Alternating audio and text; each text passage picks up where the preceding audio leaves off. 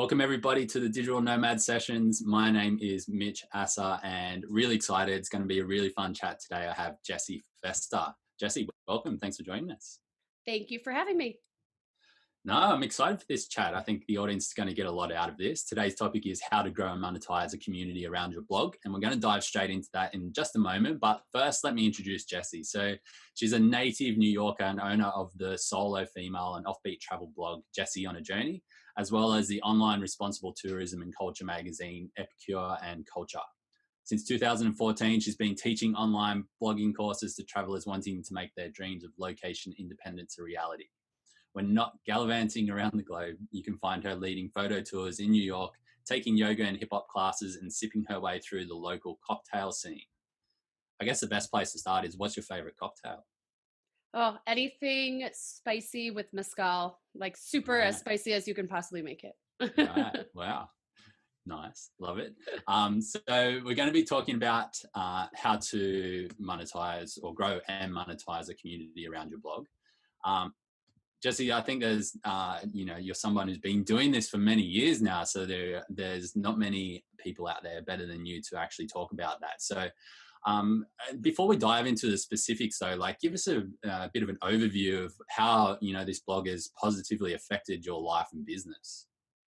Yeah, so I actually, got into this 2011. I had never even heard of the word blog, but I really loved traveling through college. I was always trying to save up for the next adventure. And I was always going solo because my friends, I feel like a lot of solo travelers have the same story that like you plan that big trip together and then everyone bailed and then kind of had to decide like, am I going to just give up everything that I planned or do it myself? And then so I went myself. And it was the best thing I could have ever done because then I was like, oh my gosh, this is so much fun. It's not as scary as I thought. And I remember like trying to plan these trips was really difficult back then because there wasn't a lot of information. So I really started Jessie on a Journey in an effort to help other solo female travelers, other solo travelers, but mainly women, kind of better plan, like give them the resources I wish that I had. And when I started, it definitely was a different thing. I didn't know what I was doing. I mean, the whole landscape was different. I don't think back then I would have been able to have the business I have today. Uh, but two big things happened that really changed the way I was running things was that, well, one, I really just started listening to my audience and what they wanted. One thing I kept hearing was that people wanted to know how to do what I was doing, how to blog full time. So I was like, okay, I can kind of create something there, the courses. And then I had a lot of readers asking me to show them around New York, which I never thought I'd become a tour guide and create tours, but now I sell photo tours, which is just, from listening to my community and kind of allowing them to help transform my blogging business a bit. And it's changed my life because it's my full-time job. Yeah, absolutely. That's amazing. I think that you said something really powerful there. Is like you listen to your community, and maybe we'll dive into that in a moment and the steps that are involved in growing and building and monetizing your blog in that sense. So yeah, let's dive right into the nitty gritty now and into how you can actually start, or where's the best place for everyone who's at home right now to start to grow and monetize their blog. Like, what's the system that we need to sort of understand so that everyone can start living this life as well? Yeah, so I think the main thing that a lot of people don't do that's so crucial is thinking about a mission, like how you want to help people. I always give this little template. I help blank group of people do blank, how you help. And of course, yes, you want to dive in deeper to figure out your audience's problems and pain points and all of that stuff. But even just starting with this simple mission is so powerful because you'll know what you should put out there, what people want from you.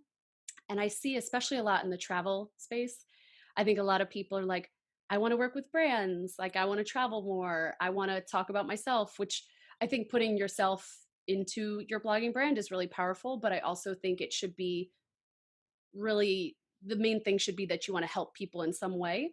So I think that's the first thing is figuring out your mission and how you want to help people.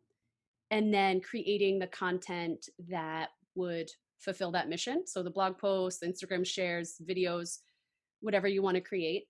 And then having a way to convert these people into subscribers, which I think of my email list as my community because I don't know, my email list is just so much easier to nurture these people.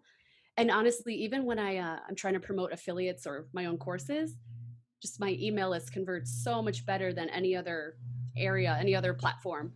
Um, so having a way to convert people, and that's something I think a lot of people forget to do as well, especially in the travel space, is they kind of think like just they need to create content and eventually they'll make money, but you need a plan of how to, you know, get people on this journey. So, you convert them, you get them on your email list, and then you can get them to take another action, such as purchasing a product from you or clicking an affiliate link or reading a blog post that maybe you monetized with Mediavine. Yeah, for sure. I love that. I actually have, maybe let's like dive a little bit deeper into that. I actually come across a couple of, people who want to be Instagram influencers and things like that in the last couple of months. And they've got, just under 10,000 followers, which is great. Like they're doing well, but they're struggling to pay the bills because they're relying on just getting that brand money to essentially, that's like their only source of income, right? So Yeah. that key point that you just mentioned there is like, how can you take those followers that you're building up on social media and then having a more intimate approach through email marketing is really the difference between, I guess probably struggling to pay the bills and building a sustainable and profitable business that can support your lifestyle. So what have you found to be the most effective ways to actually get people from your social media onto your email list? Yeah. So one thing that I find is really helpful is creating videos and creating like an opt-in resource to pair. So if I do a lot of the blogging stuff. So if I'm teaching how to land paid press trips or how to grow your email list, I'll create like a list of influencer networks or a cheat sheet of some kind to try to get those people from IGTV or from YouTube to my email list. But it doesn't have to be a business centric thing, right? It could be if you blog about travel hacking, maybe it's a cheat sheet on travel hacking. Maybe it's like I have a free Savvy Solo Traveler email course that I use too as an opt in. It could be a resource library of travel planning resources, like something that would really help people reach a goal. So maybe you plan like a how-to video. I find those are really helpful that you're going to create for your audience. And what resource can you create that you can give them for free to help them better implement the strategy? But of course, to get that freebie, they have to join your email list and they can get it in the welcome email or something like that. Yeah, for sure. No, I love that. And I guess what you're saying there as well is that it needs to be a flow on to the content that you're creating, something that fits in with the actual video, right? Yeah, exactly. And I think that too goes back to the mission statement I was saying. It's like you have this audience, and once you know who you want to help, I love, for example, I'll go into Reddit forums, Facebook groups, anywhere where my audience might be hanging out, and I'll start to look at like what questions they're asking, what problems they might be having, to start thinking about what I might create that would help them solve those problems.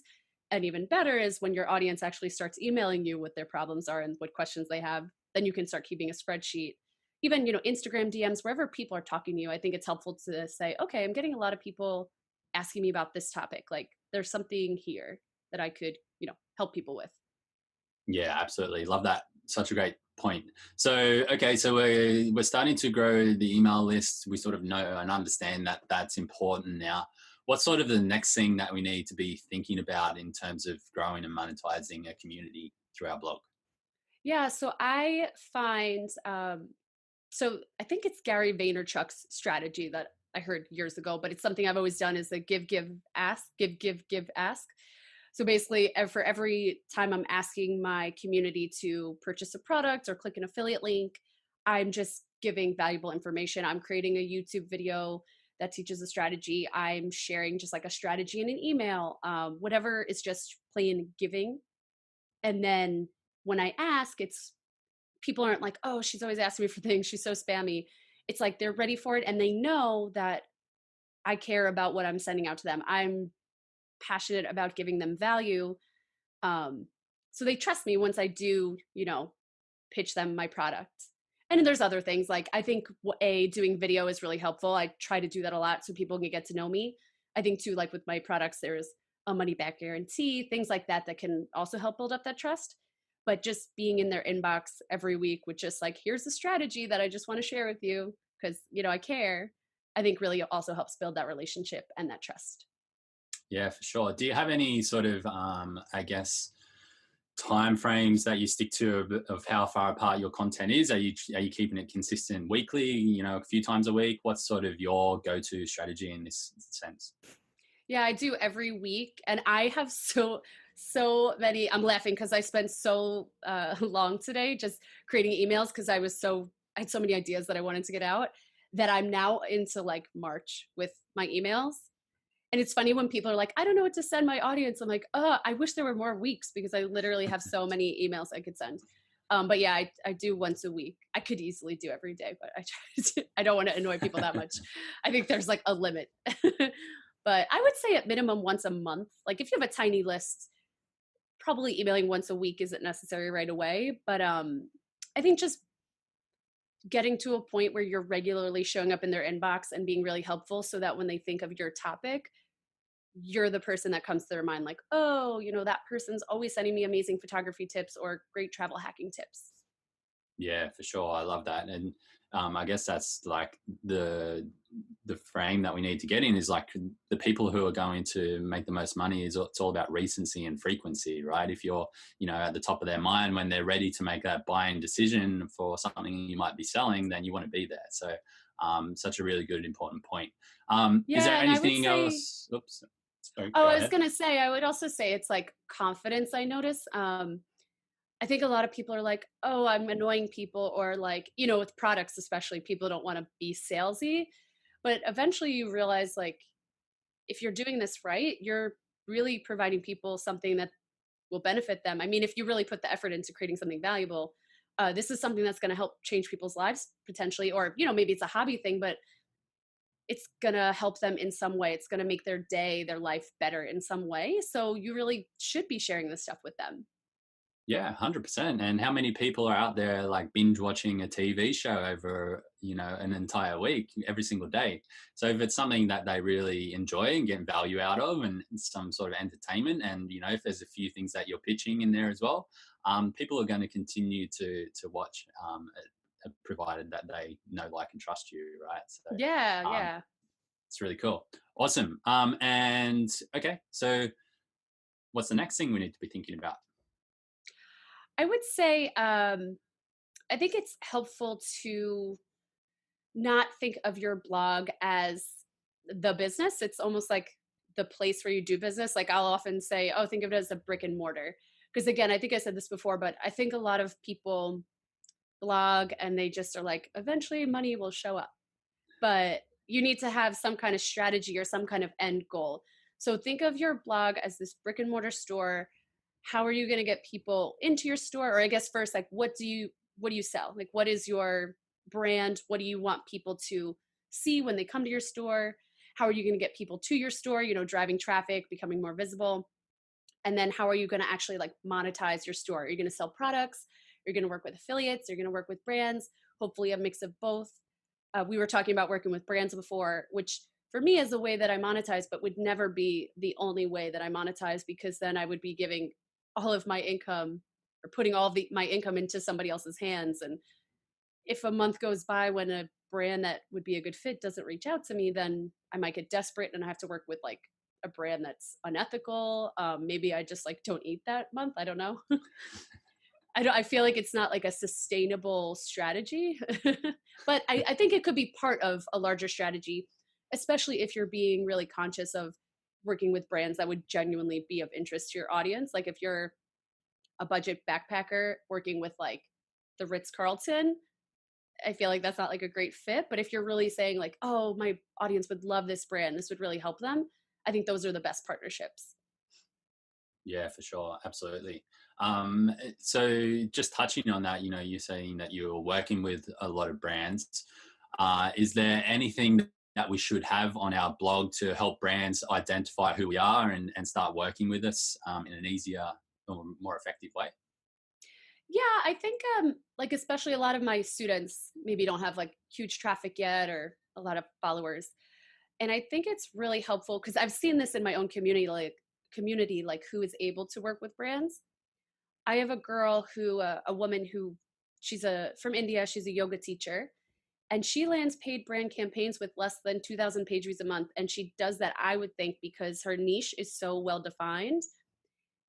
She writes about yoga and travel. So it's like, okay, it's a smaller audience, but the brand knows exactly who that audience is. And she also has expertise behind her. She's not just writing about yoga because she likes it, she's an instructor. So I feel like if you can, have a defined audience that the brand can then say, oh, we want to get in front of that audience. Might not be 100,000 random travelers, but it's 2,000 travelers that we really want to get in front of. And also, filling a gap of some kind too. Like there's a blog I love called Wine Folly that I actually have a sommelier certification, and I never would have been able to pass this without her blog. She is able to take this really complicated subject of wine, which most people are afraid of. If you don't know the basics of it, you don't even want to talk about it because you're gonna like sound stupid, right? But she makes it really fun. She makes really funny videos, and she's super super knowledgeable. So I would say if you could do something like that where you're standing out in some way, you're saying, okay, I want to write about this topic, but I'm going to figure out a different way to write about it. I think that could be attractive. And I also think having like expertise and skills, like being a certified sommelier, or like I get pitched wine partnerships all the time. Like being a yoga instructor, being a really good at creating drone videos or just photography or something like that can also give you an edge. Yeah, for sure. It's a really good point. There's so many untapped markets out there. I see it all the time in my work that I do as well. Like people come to me wanting to produce summits like this, and they're in this little niche that I've never heard of. And their events might be one of the smaller ones, but it's actually more profitable for them than most of the others that we put together because they've got such a strong and such a really nice close knit audience that really loves that particular topic. So it's not ultimately about having millions of followers at the end of the day. It's just about finding the group of people who are excited to learn from you and passionate about what they do, and you can make more than enough money to live the lifestyle of your dreams, right? Yeah, and I think too, like I worked with like a bike tour company, and they told me after about a month of my blog posts and everything going up that I had gotten them, I think it was 3 bookings. And they were like, we've been mentioned on I don't want to say the name, I guess, because I don't want to be mean, but like some huge publication we all know the name of. And they were like, we've never gotten bookings from them. And I think it's just because I have like more of a close relationship with my audience. They trust me. I'm recommending this experience versus like a huge publication that churns out tons and tons of content for millions and millions of people. It's not the same. It's not the same relationship. Absolutely. Such a powerful point. I love that. Um, awesome. Jessie, we're covering a lot here. Do we have more steps that we need to be thinking about when growing and monetizing a blog? I would say, I guess another thing could be just diversify your income as much as possible, especially if you want to work with brands. I know the travel bloggers like all want to work with brands. Some months will be lower than others. Some months, like you might land the best partnership and you're like, oh my gosh, I don't need to do anything else this month. But then the next month you might be like, okay, like nothing came to me this month. And of all the monetization strategies, I would say having your own products is something that you should be doing. And it's something that a lot of people aren't doing. But you're going to have so much control of your income because once you really get to know your audience and their needs, you can create, like, I think courses is one of the best things, just because you're already educating your audience on something. So why not package that into a course?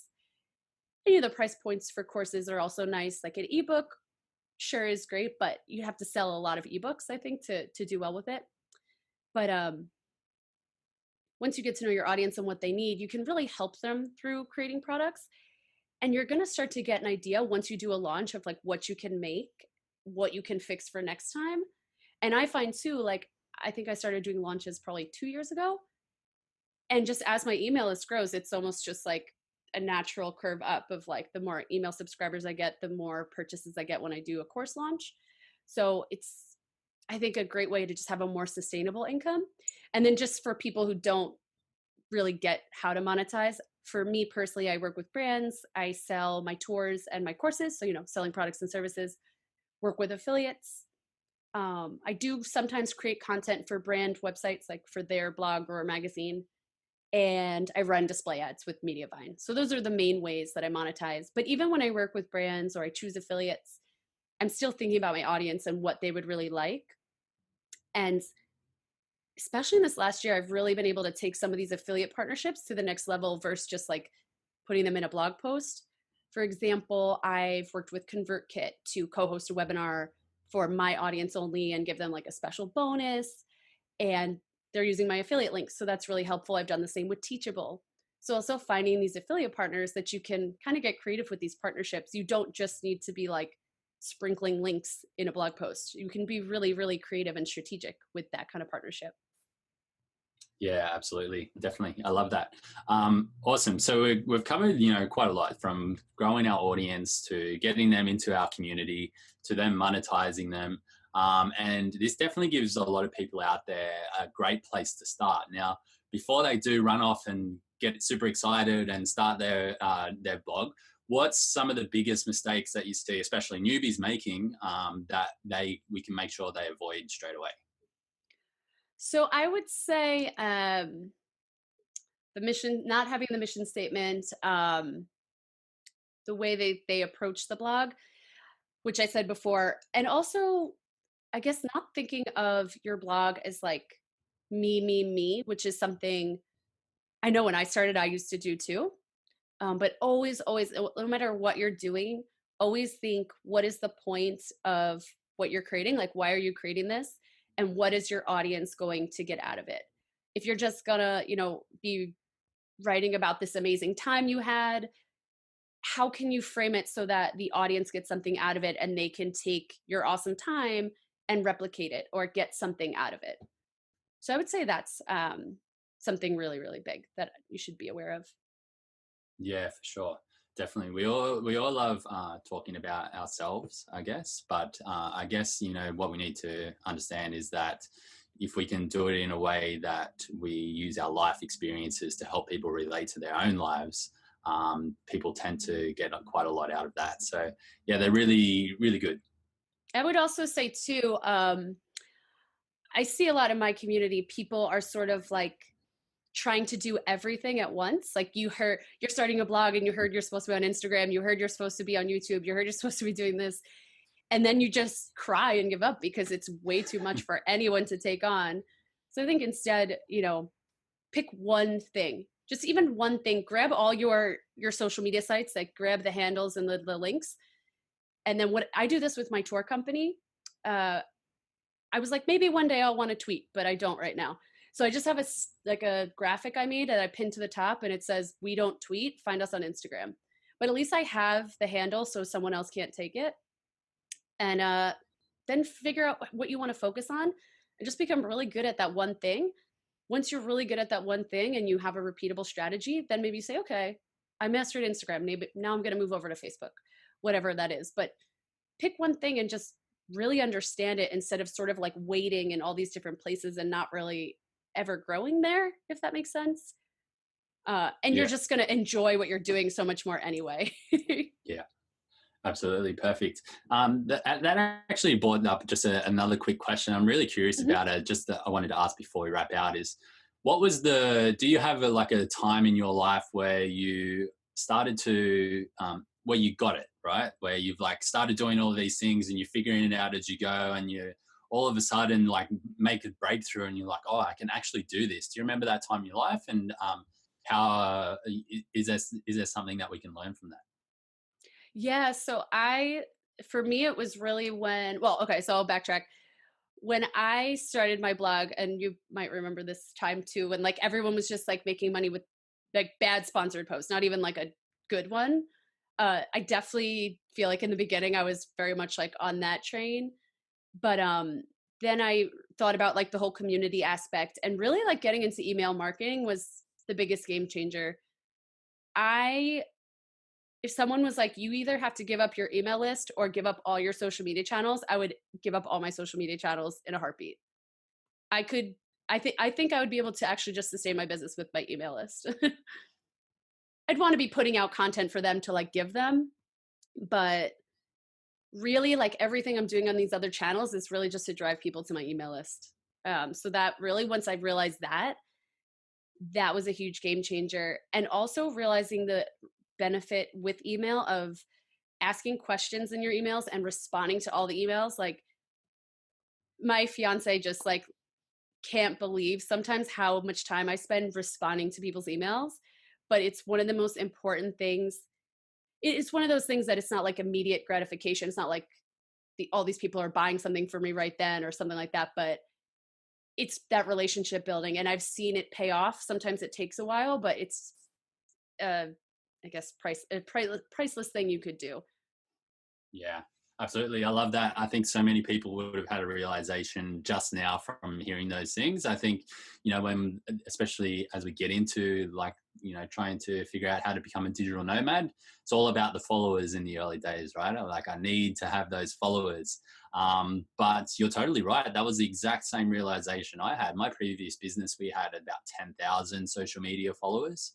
But on our email list, we had over 50,000, and that's where all of the revenue was generated, and that's what helped us sustain a digital nomad life back in those days. So, yeah, really great, important points. I've loved this chat. Yeah, Jessie, I would just where? add one more thing, Sure. just because I was thinking about like the commute thing.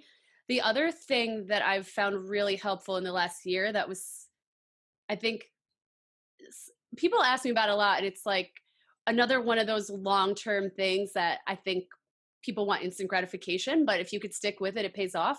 If you can find a few good Facebook groups where your audience is hanging out, I've had great success with that as well, just relationship building. And I've realized that because at conferences I go to and even on my email list, people are always like, "Oh, I loved what you posted in this group," or "We know each other from this group." They just know me from these Facebook groups that I'm active in. So that's another way to sort of, and it's not like I'm posting my blog posts or even being self promotional. I'm just answering people's questions so that they'll start to think of me as like, "Oh, she's the expert in that topic. Oh, she really helped me. I want to like see what she's all about." I found that to be extremely helpful as well for building a community. Yeah, 100%. That's exactly how I started my agency in the early days, right? And like, I can definitely back you up on that. Like, you can build a six-figure business just by doing that. So yeah, really valuable tip. Love it. Um, Jessie, thanks so much for this. We're about to wrap up now. I've definitely learned a lot. I know everyone at home has as well, and I encourage everyone at home to hopefully you've been taking notes, but take one action to get started on this. A drop of action is worth a bucket load of knowledge, right? So you want to be taking action and moving towards your goals, and really move towards being that living that location independent life. So, Jessie, for the people at home, where can they go to learn more about you? Yeah, jessieonajourney.com, the best place. It's JESSIE ONAJOURNEY.com. And that's probably the best place. I answer email more frequently than social media DMs, but I am active on Facebook, Instagram, and Twitter, all the places at Jessie on a Journey. Awesome. And we'll definitely link them up down below as well. So click through and follow Jessie. So to everyone at home, thanks for joining me. See you in the next session. Awesome. Thank you.